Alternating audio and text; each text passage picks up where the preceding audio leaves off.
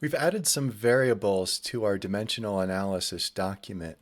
And if we look at a preview, we can see these variables look like any other text. And that's technically not appropriate. For professional mathematical notation, variables should be italicized. So let's learn a little bit about how to show professional mathematical notation in Markdown.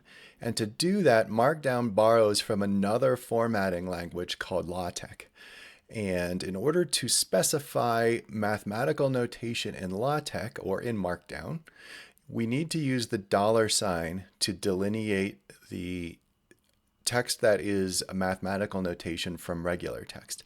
So for example, we have this variable g. If we put a $sign before and after the g, you can see how the Markdown editor that I'm using understands that that's a different language, and it made those $signs a different color because it says, hey, you must be putting LaTeX math into your Markdown. So I'm going to make sure it's easy to see that by changing those colors. So in order to put math in line with other text, you just put a $sign before and after the math. And we can do the same thing for the gravity. We can do the same thing for the hydraulic radius, the variable for the energy slope, and the variable for the friction factor. So those are all variables, and we want to show them in proper mathematical notation. Let's look at what that does to our preview. And now we can see that these letters are all in a slightly different font, as well as italicized, as you might be expecting for professional mathematical notation in a document. So there's one more variable mentioned here that we haven't actually put the variable in yet, and that's this average velocity of water through a cross-section. So let's add the variable that we typically use for that, and that variable is a capital U. But usually to show it as the average velocity, there's a typical decorator that we put on variables in order to show them as the average, and that's the bar decorator. We're going to put a bar over the U.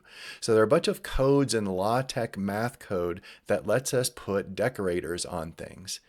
Now, a lot of these codes in LaTeX are going to start with what's called the escape character, which is a backslash. So that is the opposite of, this is a forward slash, and this is a backslash. Check your keyboard, they're in different places. And then after the backslash, that's going to be an escape character saying that some sort of code is coming. And in this case, that code is going to be the word bar. And then everything that we want to be under a bar is going to need to be in curly brackets after that bar. So we're going to put that capital U in curly brackets after the bar. And this is telling LaTeX code that we want to put the capital U with a bar over it. So that's going to be a form that we use a lot in LaTeX to specify some sort of special formatting that we want for some variable or some formula. And that's to put something with a backslash with curly brackets and then something in the curly brackets that's subject to that decoration. Okay, so we've got a bar capital U. Let's see what that looks like in our preview. We can look up here and we see that capital U with a bar over it in line with our text, so we can read our sentence where we say relates the average velocity of water through a cross section, capital U with a bar, of the channel to a function of the following variables. Oh, actually, I should probably have that after of the channel. So let's move that. I'm just going to cut out this, and I probably should put that after of the channel. Okay, of the channel, then we have our variable. And then we can see, well, our code's getting wide again. So I'm going to put a new line here and get rid of this extra space here, again, to have some nice, neat code for this particular sentence.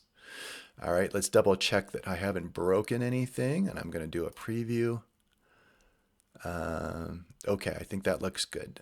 The average velocity of water through a cross-section of the channel, U bar, to a function of the following variables, G, R, S, and F. Okay, that's looking good. So that is a brief introduction to mathematical notation, and we will continue to learn more and more mathematical notation as we work through this document.